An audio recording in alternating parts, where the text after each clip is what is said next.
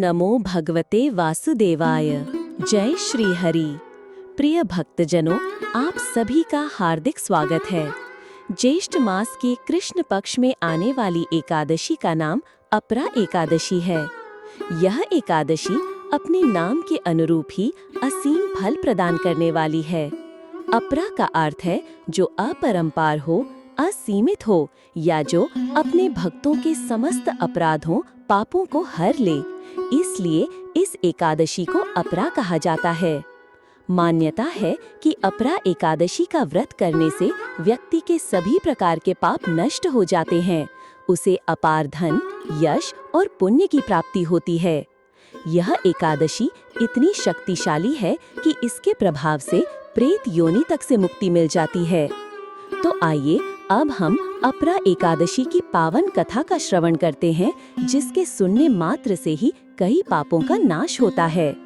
यह कथा पद्म पुराण में वर्णित है और इसका वर्णन स्वयं भगवान श्री कृष्ण ने धर्मराज युधिष्ठिर को सुनाया था। बहुत समय पहले की बात है। एक धर्मपरायण राजा थे जिनका नाम महीध्वज था। राजा महीध्वज बड़े ही पुण्यात्मा, प्रजापालक और ईश्वर में आस्था रखने वाले थे। लेकिन उनके छोटे भाई का नाम था वज्रध्वज।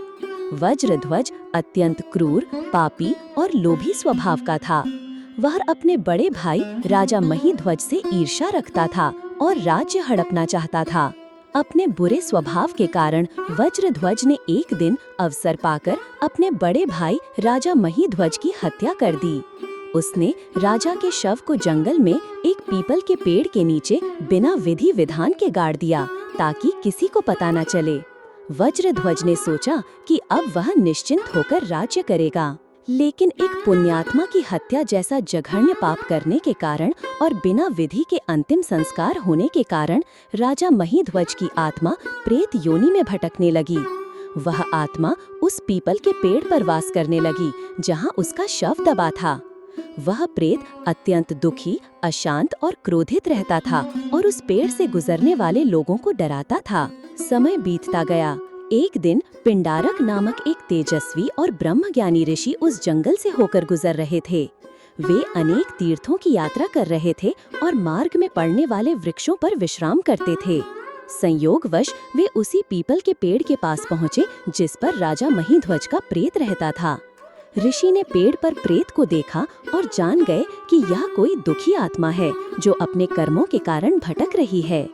ऋषि पिंडारक उस समय अपरा एकादशी का व्रत कर रहे थे। वे बड़े दयालु और तपस्वी थे।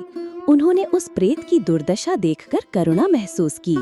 ऋषि ने पीपल के पेड़ के नीचे बैठकर भगवान श्री हरि विष्णु का स्मरण किया और प्रेत बाधा को दूर करने वाले मंत्रों का जाप करने लगे। उन्होंने अपने कमंडल से जल लेकर उस पीपल की जड़ में सींचा और साथ ही अपनी अपरा एकादशी के व्रत से अर्जित सारा पुण्य उस प्रेत आत्मा को दान कर दिया। ऋषि के अपरा एकादशी के पुण्य का प्रभाव अद्भुत था। जैसे ही एकादशी के पुण्य का प्रभाव प्रेत आत्मा पर पड़ा, वह तत्काल प्रेत योनि से मुक्त हो गई। राजा महीध्वज की आत्मा को एक दिव्य सुंदर शरीर प्राप्त हुआ। दिव्य शरीर प्राप्त कर राजा महीध्वज की आत्मा ने ऋषि पिंडारक को साष्टांग प्रणाम किया और अपनी सारी कथा सुनाई कि कैसे उसके भाई वज्रध्वज ने उसकी हत्या कर दी थी और वह प्रेत योनि में भटक रहा था। उसने अपरा एकादशी के पुण्य और ऋषि की दया से मुक्ति मिलने के लिए उनका कोटि-कोटि धन्यवाद किया। इस प्रकार अपरा एकादशी के पुण्य के प्रभाव से राजा महीध्वज की आत्मा सभी बंधनों से मुक्त होकर दिव्य विमान में बैठकर भगवान विष्णु के परम धाम वैकुंठ लोक को चली गई। इस कथा का सार यह है कि अपरा एकादशी का महत्व अपरंपार है। यह व्रत इतना फलदायी है कि यह ब्रह्म हत्या, पर निंदा, झूठ बोलना, झूठी गवाही देना, असत्य शास्त्र पढ़ना या बनाना, झूठा वैद्य बनकर लोगों को ठगना, भ्रूण हत्या, इन सभी गंभीर पापों का नाश अपरा एकादशी के व्रत से हो जाता है। इसके पुण्य का दान करने से प्रेत योनि जैसी कष्टदायक अवस्था से भी मुक्ति मिल जाती है, जैसा कि राजा महीध्वज की आत्मा के साथ हुआ। इस एकादशी का व्रत करने से व्यक्ति को धन, यश, प्रसिद्धि और दीर्घायु की प्राप्ति होती है। यह व्रत गंगा स्नान, प्रयागराज में स्नान, पिंडदान, काशी विश्वनाथ के दर्शन, गया जी में पिंडदान, सूर्य ग्रहण में कुरुक्षेत्र में स्नान, अश्वमेध यज्ञ या राजसूय यज्ञ करने से भी अधिक पुण्य देने वाला माना गया है। इसे करने से व्यक्ति के 7 जन्मों के पाप नष्ट हो जाते हैं और अंत में उसे भगवान विष्णु के चरणों में स्थान मिलता है। यह व्रत विधि विधान से करना चाहिए। दशमी तिथि की संध्या से ही सात्विक भोजन करें। एकादशी के दिन प्रातः ब्रह्म मुहूर्त में उठकर स्नान करें। भगवान विष्णु का स्मरण करते हुए व्रत का संकल्प लें। घर के मंदिर या किसी पवित्र स्थान पर भगवान विष्णु की प्रतिमा या चित्र स्थापित करें। भगवान की पूजा करें।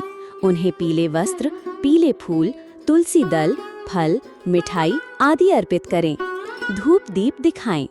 विष्णु सहस्त्र नाम या अन्य विष्णु मंत्रों का जाप करें। अपरा एकादशी की कथा सुनें या पढ़ें। इस दिन अन्न का सेवन बिल्कुल न करें। सामर्थ्य अनुसार निराहार या फलाहार रह सकते हैं। क्रोध, लोभ, मोह, काम जैसी भावनाओं से बचें। किसी की निंदा न करें। पूरे दिन भगवान का स्मरण करें।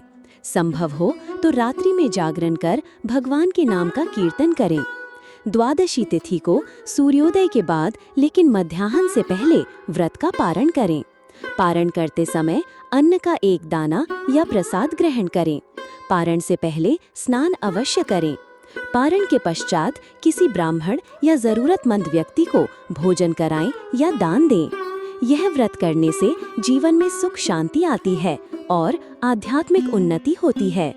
सूत्रधार, हे भक्तजनों, अपरा एकादशी का ये पावन पर्व हमें अपने पापों का प्रायश्चित करने और भगवान श्री हरि की कृपा प्राप्त करने का सुनहरा अवसर प्रदान करता है। श्रद्धा पूर्वक इस व्रत का पालन करें, कथा सुने और दूसरों को भी सुनाएं। भगवान विष्णु और एकादशी माता की कृपा आप सभी पर सदैव बनी रहे। बोलिए लक्ष्मी नारायण भगवान की जय।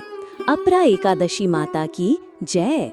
विष्णु भगवान की जय।